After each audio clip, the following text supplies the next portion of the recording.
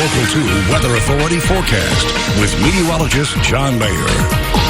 Welcome back, everyone. Well, we continue to see a lot of active weather out there this afternoon. We've got plenty of clouds, a lot of rainfall that's developing just outside of the viewing area, but we're seeing some of those storms here in the northern basin as well. We actually have a severe thunderstorm warning still in effect for Andrews County, and really there's two main areas that we're looking at this thunderstorm activity developing for us. We've got the one in Andrews County and then the other just off to the north, by now starting to make its way out of the viewing area, but a little bit later on today we're going to see widespread activity all across the northern basin, and really a good chance that we see a lot of heavy rainfall through this evening and into the overnight hours. But again, severe thunderstorm warning here in Andrews County. This is only going to last for the next few minutes. It actually expires at 5:15, so this is almost through. A big reason why this is likely going to be allowed to expire is the hail signatures starting to fall down out there, but still we're looking at some pretty tall thunderstorms that are developing into Andrews County. We've got these are stretching way up there, up to 50,000 plus feet, and you start to see those purples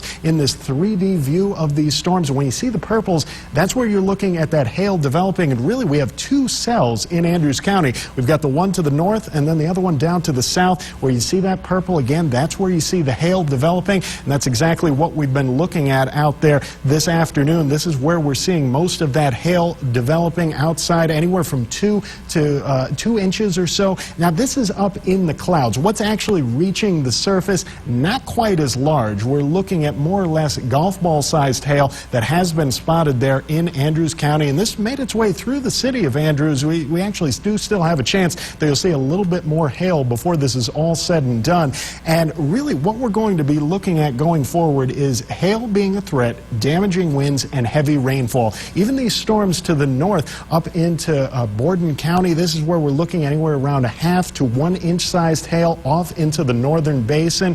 And for the rest of us, well, rain is definitely going to be a concern. So far, we've already seen rain totals getting up to nearly 1 inch there in Andrews County. It's coming in about 0.9 inches so far, and then just north of Lamesa, we're seeing an inch on the nose. So this has definitely dumped a lot of rainfall in a very short period of time. Now, most of us still haven't gotten a chance to see any of this active weather, and through the next couple of hours, we likely won't. This is going to be later on today, more like when we get towards the 10 o'clock show, and that's when we get a whole lot of activity. A very large area of thunderstorms developing just north of I-20. This is when we start to see the cold front swinging through, and once you get that boundary in place, start to get all those storms popping up just behind the front. And this lasts through the overnight hours, really just continues to spread across the basin, looking at some widespread heavy rainfall. Decent chance that we could see some more severe thunderstorm warnings before this is all said and done. Could also see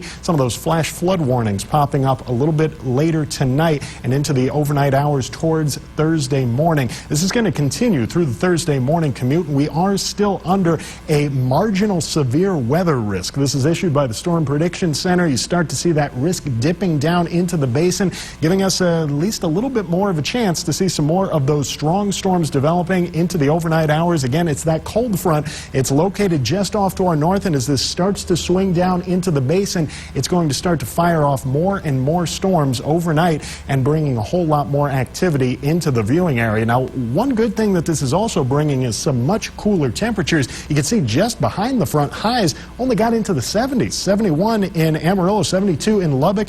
Down here, well, we didn't quite feel the full effects of that front just yet, so we did still make it into the lower 80s, but certainly nowhere near the sort of heat that we saw just 24 hours ago when we set a record high. Still getting down into the lower 80s, well above average for this time of year, but once that front swings through, it's going to push us down in the right direction, give us a chance to see some much cooler temperatures in our forecast. We're looking at 60s and 70s into the northern basin. A little bit warmer here along I-20. Could get some of those lower 70s starting to come in tomorrow afternoon, but really this is what we've been waiting on. Those fall-like temperatures really moving in by tomorrow, seeing seeing much cooler temperatures all across West Texas. Next few days could be filled with a lot of rainfall, though. These rain chances, not just today, it's also into tomorrow, Friday, Saturday, Sunday, all the way through this weekend. We're going to continue to see more thunderstorms developing in our forecast. Next week, get a chance for a little bit more rainfall on Election Day, and certainly looks like we're going to be into a brand new pattern of weather, something we haven't seen in a long time. Cooler temperatures and rainfall